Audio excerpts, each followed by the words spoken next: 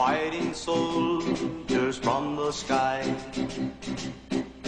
Fearless men who jump and die. Men who mean just what they say. The brave men of the Green Beret. Silver wings upon their chest. These are men, America's best. 100 men will test today. Okay, today we have our special guest who's back again for the second installment. And last time I showed you, and I'll show you for the new guys, this is Bob. And also this is a more recent, I suppose, picture of Bob in your military career wise, right? Yeah. So last time we had Bob on, he was talking about a few things, and for the beginning of this interview, he would like to recap and add some more content. So with that in mind, Bob, over to you. Okay, thank you, Jason. This is, you make this very easy and a lot of fun to do this interview. That's cool. Okay, in the first interview, my early years in the Army was spent in the first couple of years in the 82nd Airborne Division, assigned to the Division Artillery. And I just want to add there that as soon as they promoted me, I left, but they had given me, when I was promoted to a buck sergeant, an air control team. And I learned a lot about air control, which served me when I was in Vietnam a lot. And artillery in general, and I'll mention later on that it served me in other ways. I hope to remember when I get there that we did some training for 75 pack howitzers for some Latin American officers. And there weren't a lot of people around there that knew anything about the 75 pack howitzer. But, with that, I want to go back to the period early on with D Company of the 7th, where we cross-trained and we did a lot of things. One of the very special things we did was on 12 October in 61, General Yarborough met with John F. Kennedy at McKellar Lake. And I was a participant in that as a member of a team that demonstrated one of the infiltration means of SF.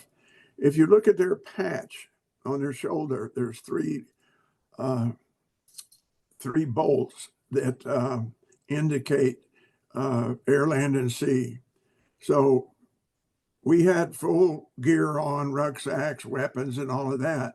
And when it was our turn, we walked in front of JFK and General Yarborough. And we were off to the side. I couldn't hear anything, but I was able to see a lot of the exchange between General Yarborough and JFK. And a neat thing was that guy in the, it looked like a set of scuba tanks, but he flew up in the air and came over and landed in front of JFK. And during rehearsals, he would fall down, but this time he managed to gain his foothold. I've got a little thing about a throat going right now that is making me gravelly and catchy. So it doesn't bother me. I hope it doesn't bother anybody else. No. So just, sorry, Bob, was he wearing like a jetpack? You mean like that? And he landed like, he was able to go up in the air and across and down? Wow. Exactly. Wow. I mean, that was like science fiction in those days. But he was on a wooden float out in the middle of McKellar's Lake, and he took off from there and up in the air and traveled over, like you said, landed perfectly in front of JFK. Wow. And pretty neat. Everybody was, well, it seen it before, so it was still amazing to see something like that.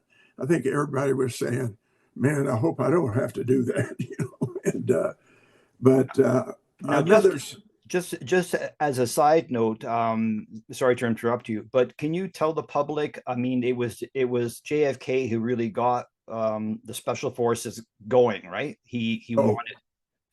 He was our guy. He supported JFK like you would believe in all kinds of ways. There are some people that even got invited to his house and that kind of thing. Wow. But us peons were just, you know, glad that we had had the chance to see something that was going to be so historical. Element of that was so historical was JFK approved the use of the Green Beret. And it wasn't but a couple of days after JFK left, we had been issued a Green Beret, and we were to stick it in our back in our belt line and continue to wear our field caps. We were joined in the parade field. This was, like I say, it was just a couple of days later, which had been like 15 or 16 October. And they announced the parade formation in order. And then a command was given, don the beret. And you were supposed to throw your field cap up in the air and don the beret. And so everybody, that was the beginning of the Green Beret. And part of that was the beret flash was used for the first time. And the full flash in the 7th was red with a crest on top of it pinned to the beret.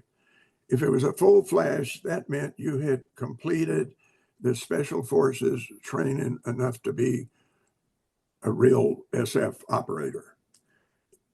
Waiting that full flash, you had a little bar of red that indicated you were not there yet. And then they started forming a couple of other groups at that time, like the 6th and the 5th. And they also had a little candy bar. They're called candy stripers, you know, in a sarcastic way. But it took me several years to earn that full flash.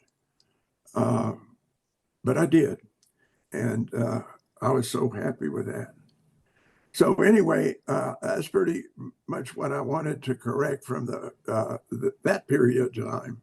But next was when we joined formed the 8th Special Forces Group in Panama. I made a major mistake by saying I had a team leader in Bolivia named John Wagelstein. Oh no, what a horrid mistake. It was Charles Stulga, and he was like one of the best team leaders I ever dealt with. And I still talk to him regularly this day. He lives in Texas. And SFA, the Special Forces Association, had a reunion in El Paso, which is close to Tucson. And so he drove all the way from, I think, the San Antonio area just down to meet me and to renew our friendship in person. Wow. What a great guy he was. But I did serve in a different appointment with John Wagelstein in the Dominican Republic. And that's how I got the two names mixed up. And Captain Wagelstein went on to become a group commander. He had a pretty wild son that served in all kinds of ferocious roles, PJ, contracts, all kinds of wild stuff, but good stuff. And I've connected with him too. Now, Go ahead. Was it at this point that you met the very interesting individual that we talked about off air? He was the Gunrunner. Yes, I'll go bring Okay. him up. That was in Dominican Republic. Okay. His name was, we met him. He approached us because we were in uniform, and his name was Mitch WerBell. And he had been an officer in the OSS, and he was deployed in the Asian area over there. I'm not remembering exactly which area, but he was one of the main gun runners in the business. And he was a very interesting character. His pilot had been the pilot for Churchill during the World War II. Wow. She was a wild character too. And some of the stuff that I was so privileged to enjoy in my career, but that was really good stuff that back and then. But I sort of lost track of Mitch. Hang on, please. Yeah, no problem. I'm sorry, I just thought I'd bring over to you now. Thank you. I'm doing an interview, Steve. I'm so sorry. Thank you very much. I'm a big reader. That's okay. Yeah, and it was I think it was 1979. Mitch WerBell called me on the phone. Whoa, was I surprised to get him on the phone. And he said, I would like you to come down and celebrate Thanksgiving with us. Bring your wife. And okay. We went down there, and I'd like to spend a couple of minutes on this. We drove down there, and he lived in this big mansion, and there was a big gate that you had to go through to get up to the house. And on either side of the driveway at the gate entrance, he had these great big dogs like wolfhounds or something like that, and had two guys in kilts standing on either side there. So we go in this meeting. Man, there's everybody under the sun there. There's congressmen. There's all kinds of politicians. There were other military people that were very senior with lots of experience and stuff like that. But Mitch WerBell, what a character he was. He's, of course, dead now. He was a character. And when we told Mitch we had to leave, he said, well, I have one guest house and you're going to get it. And so he jumped me up at the front of the line with that kind of stuff. He was an inventor of the Ingram submachine gun. Really? And he had one in his office. His office was walls and walls of pictures like him in Chiang Kai-shek and him with Ho Chi Minh and him with all kinds of people like that. And he had this big fat telephone book on his desk. And he said, take a look at this. And he had one of those guys silenced. Boom, boom, boom, into the phone book, I said, Mitchell, give me one of those. And he wouldn't do that. But he gave me this thing that he claimed the CIA used, it called a spike knife to stab somebody in the spine. And I don't know whether that's true or not. But Mitchell, there was a big write-up in Esquire magazine about him owning an island and calling himself an emperor, Wow. He was such a character. You can't believe it. I better quit talking about him, though. And back on the Bolivian thing, a couple of more adjustments there.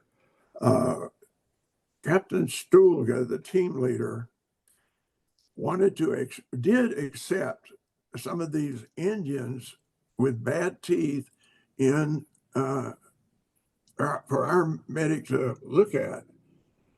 Well, we had made friends with the Indians. I think I told you about joining that festival, Frank Norbury and I. So they no longer regarded us as strangers. We were just plain old gringos. And so he fixed a couple of teeth through. He knew something about that. And so did Paul the medic. Well, the next thing we know, there's a mile-long line of these guys of these Indians wanting their teeth fixed, which always meant pulling out rotten teeth. And so we were recruited, other guys on the team for different things by that. But I've got a great picture of Captain Stuga, an infantry officer, pulling a tooth, And another funny thing that happened on that tour. Now, I didn't tell the dead baby story, did I? No. Okay. Again, the Indians are our friends. Knock on the door one night, and it's the Bolivian medical guy. The Bolivians sent their doctors doing their 2-year residential program out to remote villages, which we were. And so he knocked on the door. He had a woman that was in childbirth and having problems with it. Could our medic come? And so we had a vehicle and we loaded them up, and Frank and I accompanied to do whatever we could do to help. And so we drove to this dispensary, and it had a medical table in there, and they set up to deliver this baby. Well, we were in the next room, and you could see what was going on.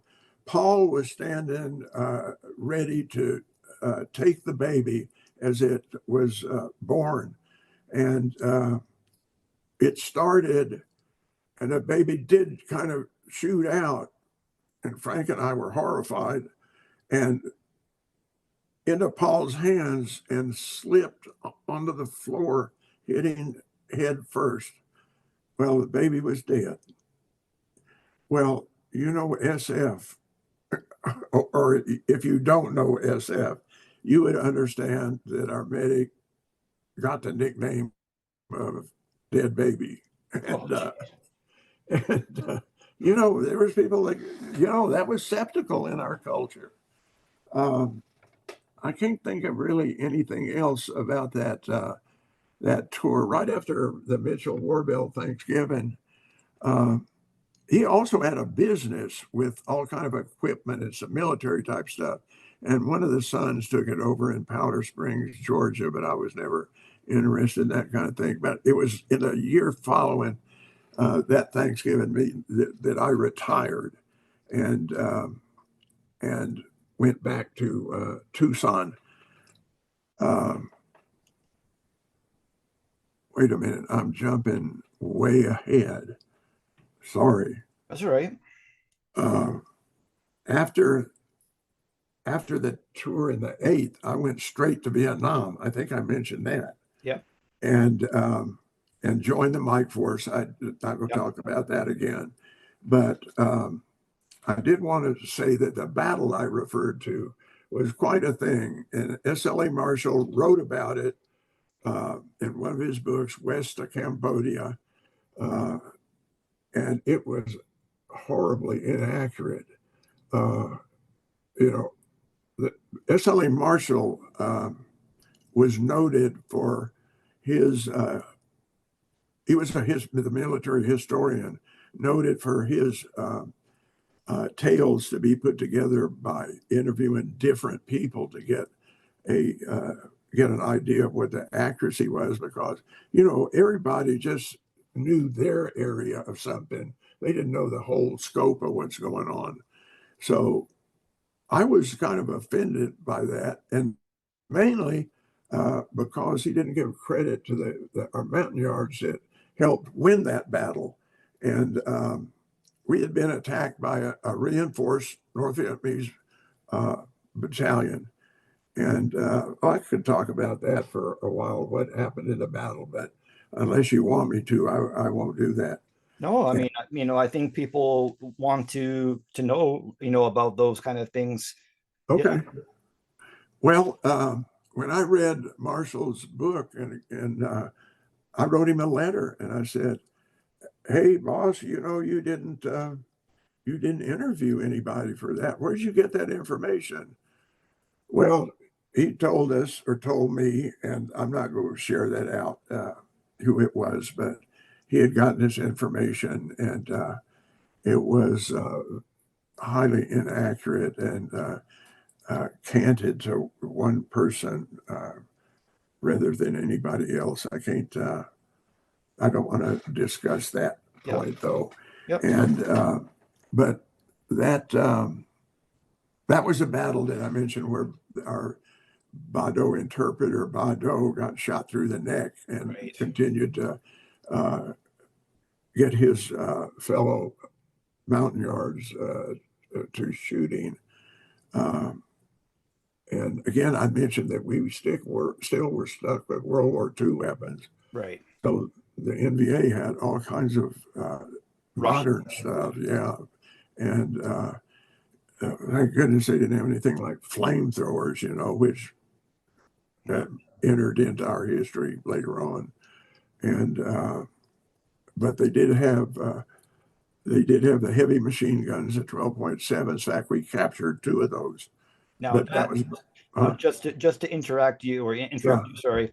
There's a picture of you next to the one that you captured, and that's is it at a army base or what? No, that was a museum at Fort Bragg. Okay, so and that is the exact one that you. It is. Wow, it is. that's cool. Yeah. At that time, it was kind of unusual for anybody to capture those things, and so the group commander, when he found out about it, grabbed one of those and sent it back to Bragg, and it sits there to this day.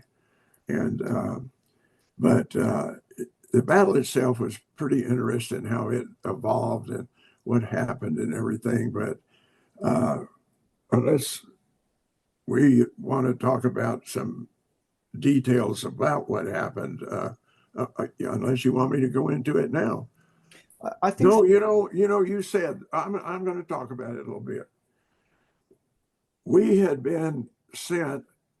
We had a full rifle company, and we had a medic, myself, who was acting as a team leader or team sergeant, and the Mike Force sergeant major and a captain, Mike Force commander. They were strap hangers.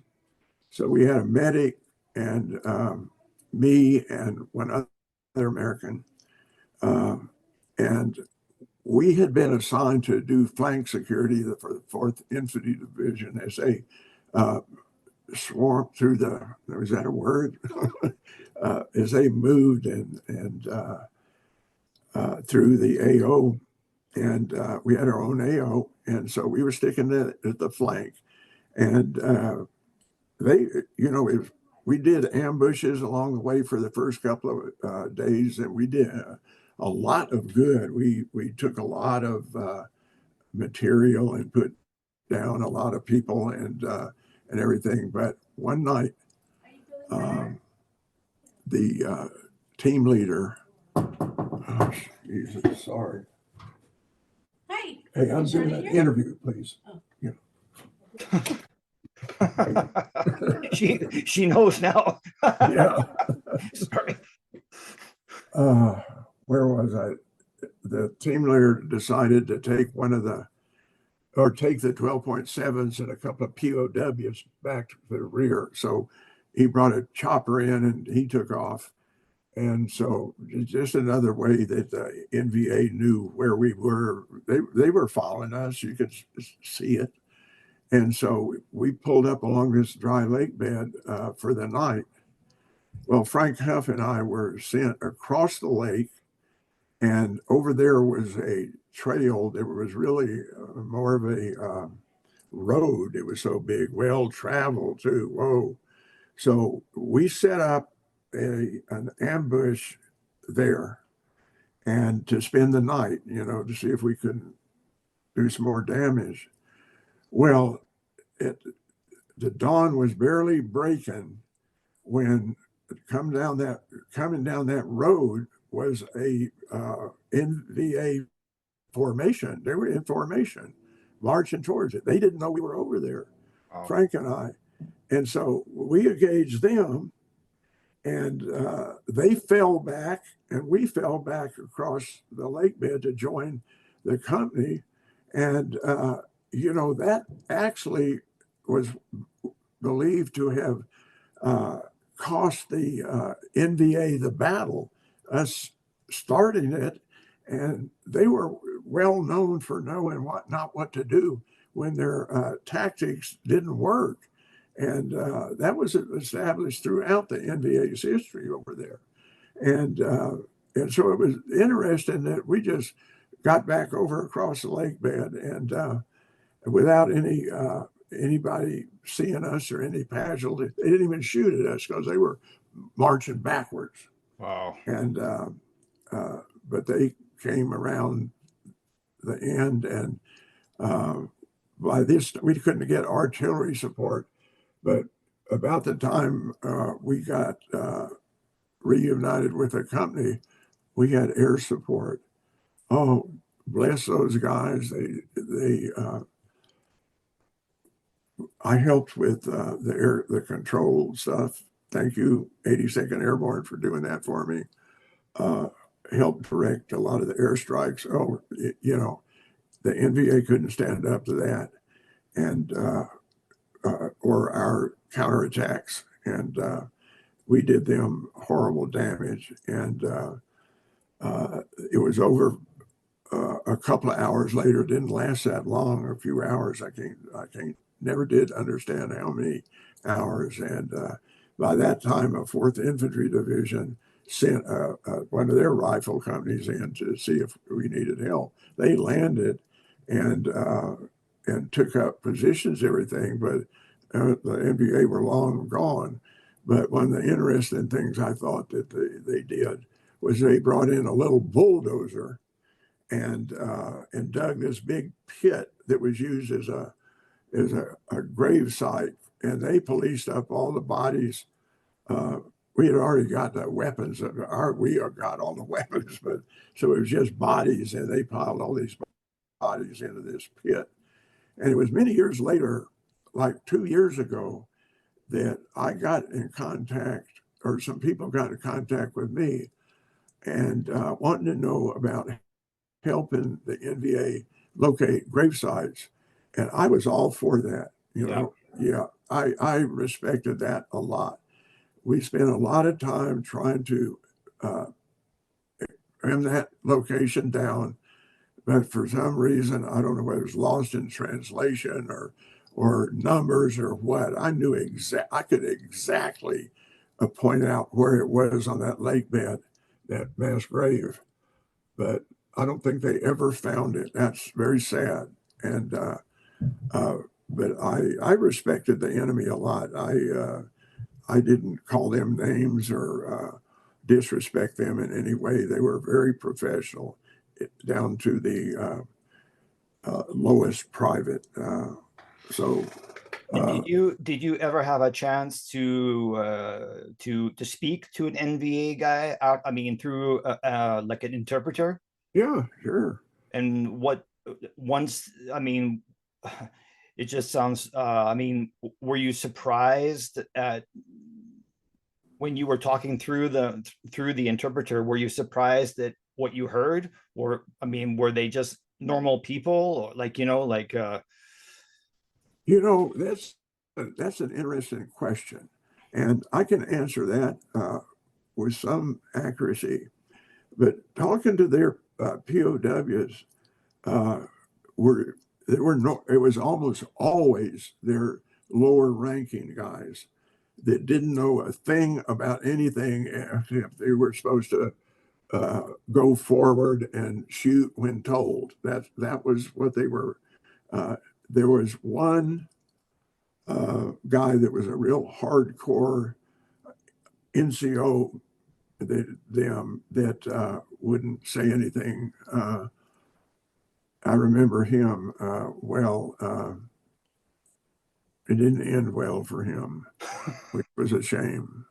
Sorry, you know, I mean, because what I was told was that quite often that the POWs didn't make it back to camp because the yards would, you know, dispatch them, you know. Yeah, they hated the North Vietnamese. They hated the South Vietnamese. Yeah. And they didn't like that guy especially, you know. Yeah. He was a really tough guy, older, you know, years, and he had probably been at Dien Bien Phu. I don't know. It was a shame that he wouldn't talk to us, but we didn't get a thing from him. But, you know, when I wrote that letter to SLA Marshall, I was shocked when he wrote back. And he told me, he said, yes, I got all the information from so-and-so.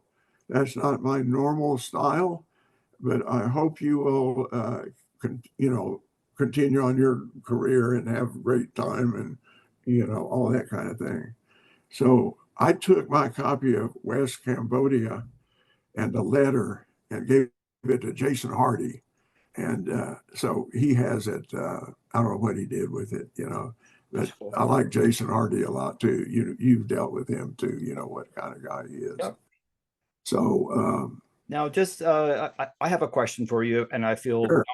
It's not a too invasive question, but and I'm going to ask for some real basic details here. Like, what are some good rules of combat? Like, where are some fatal errors? Like, what should you never do? Like when you're, and I know every AO is different, but let's say the lake area, you know, I mean, obviously that you don't want to panic. You want your guys to be quiet, but I mean, there's obviously some things that you train people not to do, and then they do it, and then it's very, very costly. Are there any things that you can think of? You know, that I'm struggling with that one. You know, because the things I think about are so basic that I would be almost embarrassed to say them. But no, I don't. I can't think of anything that I would like to put out there like that. You know, you had to take your security very seriously. Like on the move, you would have a point element, and you have flank security, and the rear would be looking up too. And that was done, in my experience, with a rifle company or a recon team in SOG. You know, same kind of rules there, and you practice those kinds of things, and you move through the AO like that too, and if you halted, you know, your company guys knew all what to do. They set out security in the right areas and guarded the main force there. But contrary, I think it was interesting. I think I mentioned this, that it was established that the NVA often couldn't adjust if something went wrong for them.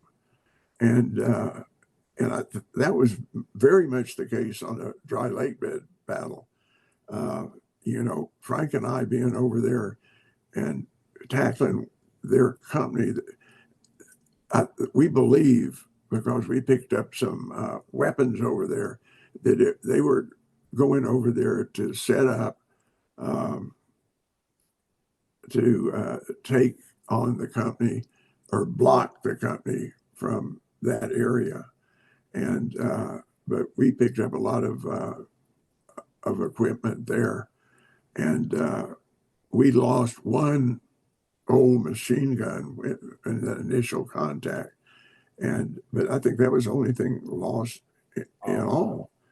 And we picked up a lot of good stuff that, you know, of course, all the pistols, I never got a pistol, you know, and but Danny got one, and yeah, I think we got 3 or 4 pistols, and I didn't even get one. So that indicated how many officers were out there, and that this was a serious endeavor by the NVA. And that was a battle-happy piece of Cambodia. It wasn't but the next night that they attacked the 4th ID's main force, and we could listen all night to this horrendous battle. And but there was a lot of night support for them, like Puff and no Spectre, but Puff was there all the time. One would provide support, and then there'd come another one to pick up. And again, the air over there just saved our bacon and their bacon so much. It wasn't funny. And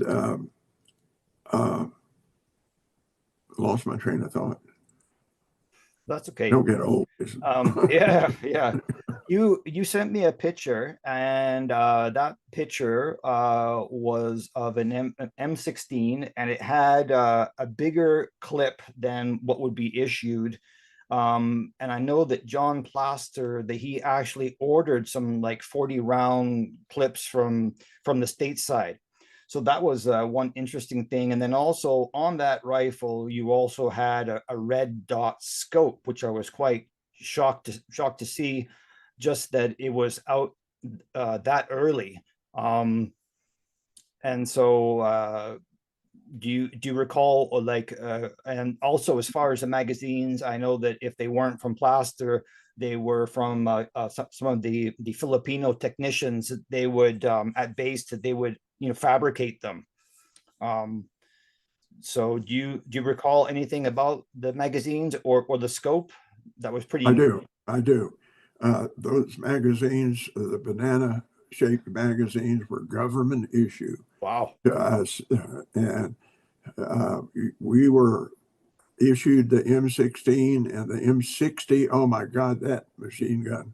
Oh brother, that was such a thing to have. It really did a lot of good for us. The M60 machine guns. The other ones that we had, the old World War II ones, were difficult. They would jam all the time, and you had to set that head space on them, and meant that you're sitting there fooling, not shooting. You're fooling, trying to make it work. So the M16, you never had issues like that I ever experienced there. But yeah, and when we transferred into mobile guerrilla force, not long after the experience on the lake bed. And then we were offered these scopes. One of the guys took one. I looked at the things and said, nah, not interested in anything like that. I mean, they would be good in some situations, I guess. But, in our kind of yeah. Okay. Yeah. I'm sure that was a SOG picture. So with the new, with the scopes, were you just told to try them out and see how it went, and give you your feedback? I mean, there's a picture of an SF guy, shoulder mounting, right. M60. Yeah. Hang on, hey, lead It's a fine into it. machine gun. No, the scope was just say, you can have this if you want to play with it. And once we were deployed, only one of the guys wanted one. So as far as I'm concerned, it was never used, because basically that scope in our mind was something that would be good for distance, Right. But we didn't do distance. We did bang right in their face with these guys, Yeah. And especially in any kind of mic like that. No, I'm going to say anytime we ran into them. So that scope I didn't think was very worthwhile. And even later on, that's kind of an interesting way to hold your Yeah. You know, Uh-huh. It is. And we discouraged anything like that in the oh, really? Yeah. You know, we trained in between deployments a lot, getting these guys in. Of course, when we armed them with M16s and M60s, we had to train them with that, There's Uh, there's yeah. your Ingram. Yeah. And I don't know that, every now and then you would see some SF guy, and usually in the Trang, I don't know what that is. And That's an Ingram with the oh, with the silencer. yeah, yeah, Yeah. Oh, yeah. That's the one Mitchell had in yeah. his desk. That I'm going to go back to Mitch WerBell's Sure. We had this gal bringing around trays of snacks for all these people, and she was an old lady, and hanging on Mitch's arm was this young, gorgeous gal. And it would take us long to figure out that the old lady was Mitchell's actual wife, and his mistress was a lot prettier and younger, Interesting And life. oh, I tell you, he was something else. And another thing that happened, there was a female supporter from that 2020 TV program, and she hung on to me even back to brag, telephoning me and wanting me to disclose anything I knew about rumors about something happened with the POWs that were being held in Iraq. And you know, she was very persistent. But then, the fiasco in what was the thing that they went over Iran, and tried? Iran, Eagle, the They Eagle tried Claw. to rescue the Yeah, prisoners in yeah, Iran. desert something, and it failed a mission. Chopper Uh, crashed. Yeah. yeah, and Yeah. she didn't bother me after that. I don't remember her name at all. And well, I'm jumping around all over the place, It's Jason. okay. That's Yeah, okay. okay. And So where we left off was we were kind of or I got you off track about specialty weapons, and you were saying that yeah. I think you were going to Oh, say that in SOG, yeah. that's where You they would see back in the base area most of the time, or in one of the companies,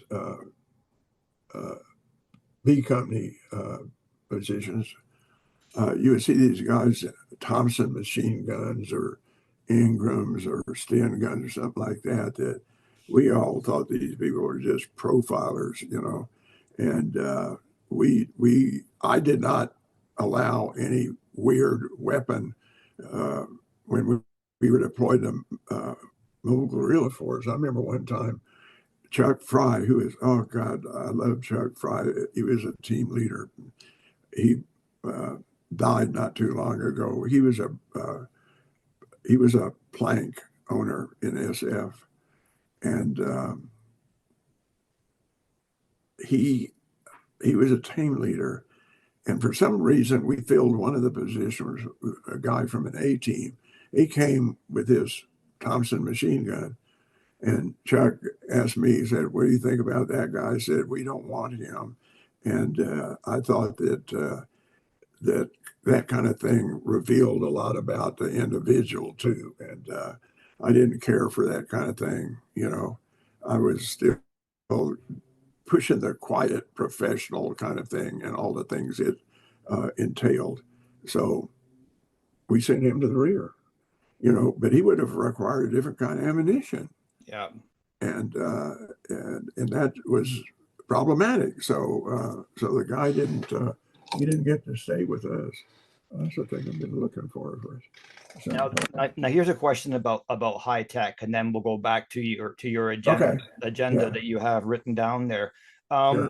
Now there was one very special pistol which the government wanted you guys to try out in SOG, and I know Lynn Black tried it out, and that was the rocket pistol. Yeah, yeah. Did you ever have the experience of trying that?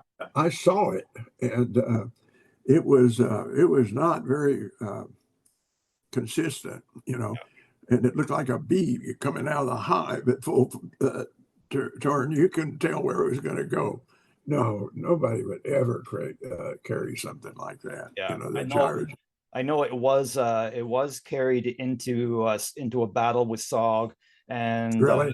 Seisler, sorry, he was killed in action, and then Miller grabbed it off the battlefield. But for those people that don't know, this rocket pistol did actually have a rocket bullet, and it would take a millisecond for it to engage the rocket part of the bullet. But once it did, it was very powerful. But there was a kind of delay. And obviously, if you're in battle, you don't have time for that delay, right? Yeah, I don't know why anybody would. I had not heard of somebody taking one of those into the AO. Yeah.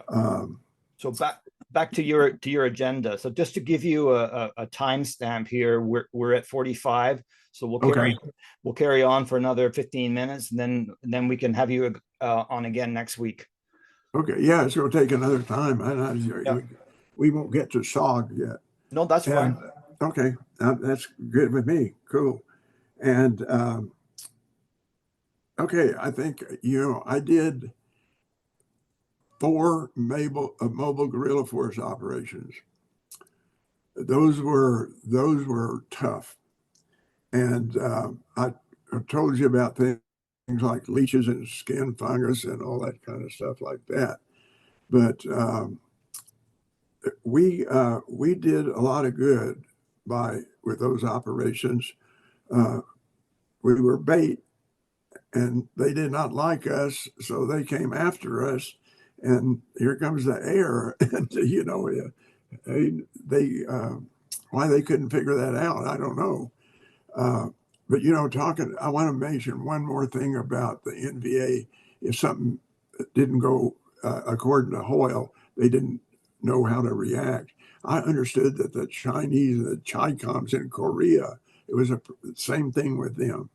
I read that somewhere. But anyway, I'm back to the United States, and E Company of the 7th Special Forces Group. And I got to do some interesting things there. Wait a minute, I'm skipping something in the mic for us.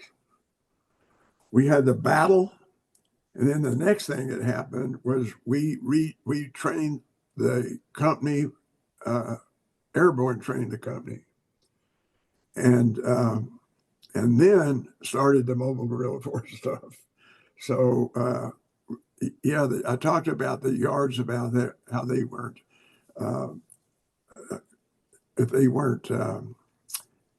initially able to perform stuff because their culture didn't carry weights or didn't walk or anything physical like we did. But and that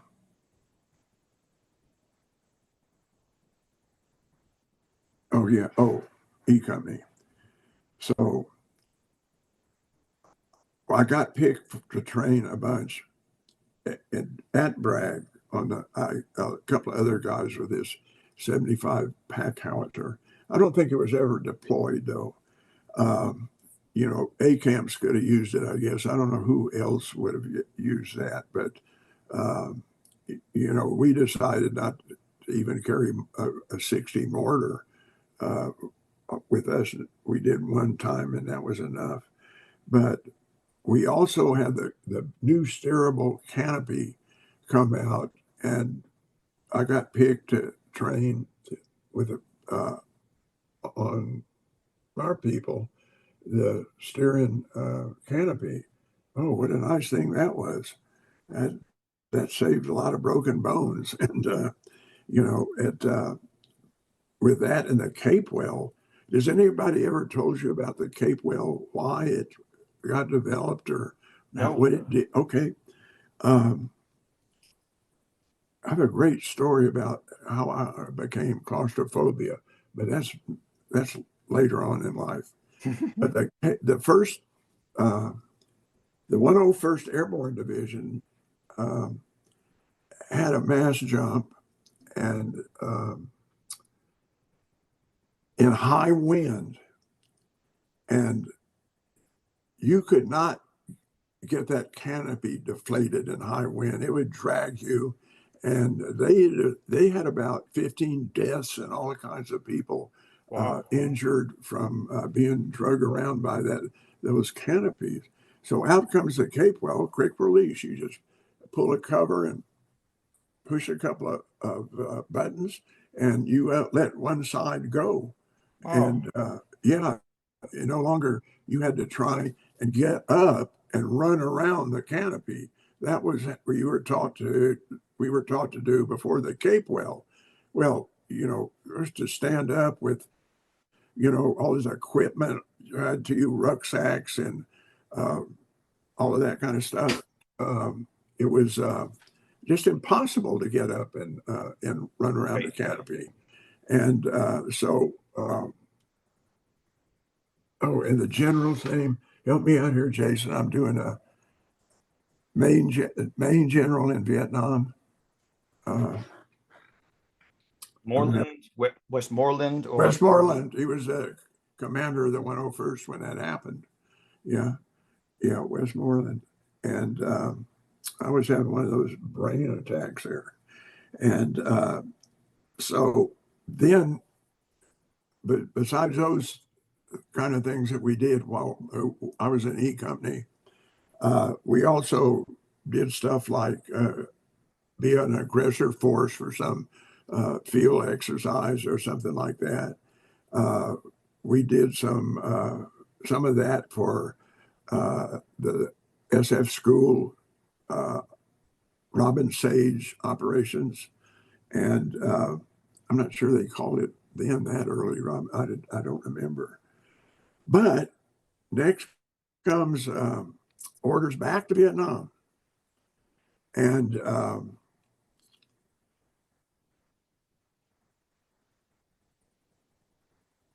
we had orders to go to the 5th group.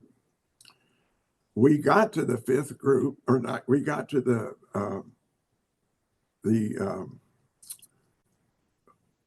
outfit that processed us into country. Sorry for the slow talk here. That's okay. That processed it into the country. And damn if they didn't divert us from SF into other places. And I got sent along with another guy to Quan Tri, where the 5th Mech was, but he signed us to the 75th Ranger Company, P Company, I believe it was.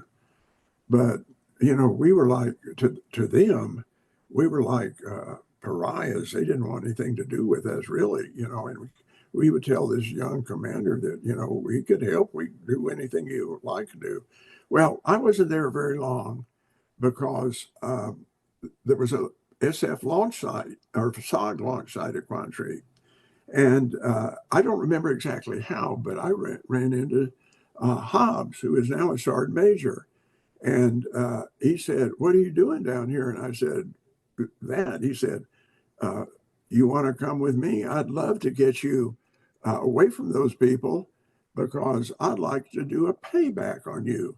And what he was talking about is when I left the Mike Force, Chuck Fry rounded up a few of us and said, "Pick us out some nice guys to fill you in." So I picked John Hobbs to pull him from an A camp to fill my slot as team sergeant in the Mike Force. So Quan Tri, he's going to pay me back. So I went along with it. Man, it only took a couple of days before I got the orders to hitch up to the launch site. They're going to fly me back to Da Nang. And it was just that fast. So I got to Da Nang. Hobbs was Sergeant Major of the Recon Company. That's where I was going. I got there. They introduced the Sergeant Major Pillow, who was the CCN Sergeant Major. And I keep thinking about Donahue. He was a commander at the time. Right. I'll tell that story a different time. You probably know about it. Donahue. Yeah. And but I went to the Recon Company, and I was assigned as the North Platoon Sergeant. And it was a E8 position. I was still an SFC, E7, but a very senior one. Right. I outranked all of the SFCs in the entire compound there. The reason for that was that they had a 10-year mandate that you have to serve that much active duty before they could promote me to Master Sergeant, to E8. And so I ran around some of those slots like that for a while. I'm very angry about that. I never took that well. And so anyway, assigned North Platoon Sergeant, had about 10 teams. And Sergeant Major Hobbs, the commander, was David Carr, who Right. I remain great friends with. And he lives in Phoenix. And I admire him a lot. And so always this thing comes up about, somebody will ask me, well, you were the training sergeant? No, I got really irritated by that. I was the damn North Platoon Sergeant, not the training sergeant. There was a training NCO. His name was Roger. When he left, it was McShay.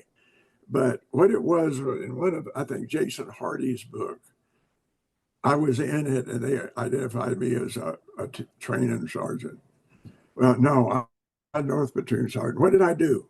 I did all kinds of stuff. I was like the mother hen of the platoon, and saw to it of all kinds of things, like help them in isolation, help them with training needs, make sure that they were active all the time, and make sure they were doing their PT. And, it was just, mother hen. But one of the things I did soon was I picked a team. It was Cliff Newman's team. I remain great friends with Cliff to this day. He has a fantastic career. I went out with Cliff. I picked him to go out with him because I thought he was probably the sharpest in many ways of the 1-0s. The 1-0 being the team leader, 1-1 the assistant, and 1-3 mostly the radio guy. But I went out with Cliff, and it was a great operation. We got lots of intel and didn't get into any battles. Nobody was hurt or anything. We completed the mission and came back, and that I got to some street creds by going out with a team. And I did, over time, I did a little bit more of that stuff, nothing spectacular. Go out on medevacs or extractions or different things like that. And to this day, I am great friends with John Wang, who Doctor. I missed by just a couple of months. And we have lunch every couple of weeks. And he is a good friend. And he was the doctor, the CCN doctor. He was a doctor, a orthopedic surgeon, and there he was at CCN, and I'm trying to think of anything spectacular about Maybe, this. maybe when you see him next, you can ask him if he wants to come on with you as well. We could have myself, you, and the doctor. That would be kind of interesting. He might be. He already. I asked him that already. He said, "Okay." Oh, Yeah, very cool. I'll see if I can facilitate that. Yeah, And weekends are always, I mean, always best for me. I have seen his picture before. Yeah. okay, yeah, I get him to do, and you know, Brockhausen also lives here in Tucson. I don't see much of him, and uh, there's a couple of other guys that you wouldn't know anything about that that, and there's probably some other Tucsonians in there that I don't know about. Yeah. I don't get involved in these chapter meetings or anything like that. I've never been interested in that kind of stuff. Right. And I just have always wanted to be that quiet professional that Dick Meadows embodied. And, you know, there's a lot of guys that went out and became famous by turning their time into fame and adventure and all that kind of stuff. Not for me.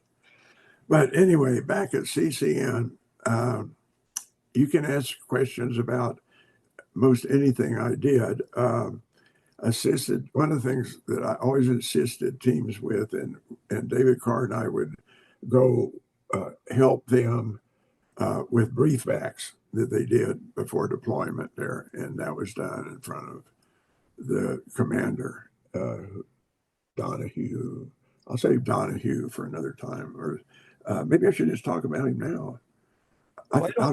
Why don't we leave that for the next time, and then because we're at an hour now. Okay. And well, let's cut it off right now, Jason. Right now, let's cut it off. Before I bring up RT Asp and Gary Robb, I'll save them for next version. Yeah, I mean that would be great. Yeah, I look forward to that. So let's try and do that. Maybe if you're free next weekend or something. Okay. As a side note, people are really enjoying the interviews with you. And quite a few people left a message saying, when is the next one? So everybody's waiting for that next chapter. Oh, good to know. Yeah. So, you know, it's very hard for you, the veteran, or if you were to ask me random questions about my life, it's very hard to keep in order, right? I mean, if you ask me a question, I'd be thinking, hey, what you asked me about when I was 20, I've got another detail here. So, you know, even I know you have your notes in front of you there, but it's pretty hard to, and what I'm trying to say to you is that's fine because I don't edit these. It is what it is. I think it's funny when the woman knocked on your door, you know, all that kind of stuff is okay. One of the, I will say one thing before I go about that. And it's an age-related thing where I think everybody at ages can't do timelines anymore. And boy, that's me, you know, and that's why I have to put down a few notes to try and stay on track through my career. And how old are you now? I am 83. Yeah. So you're not super old yet. No. I mean, my body says I am, but my mind says no. Well, yeah, but when you've been jumping out of airplanes for your whole career, I mean, that's going to do it to you, right? Oh, I paid for that, and you know, and then not wanting to live in a bubble, I took up other physical things that further damaged my spine, you know, leading to my spine being fused together, you know. But I'd love to tell you about my mountain climbing days, you know. Next time, sure. I'd love to hear it. Whatever. Yeah. Okay. Well, for now, we'll conclude that. And thank you again, Bob. Thank you, Jason. You're a good friend. Thank you. So are you. Have a good day. Bye. Bye-bye. These are men, America's best.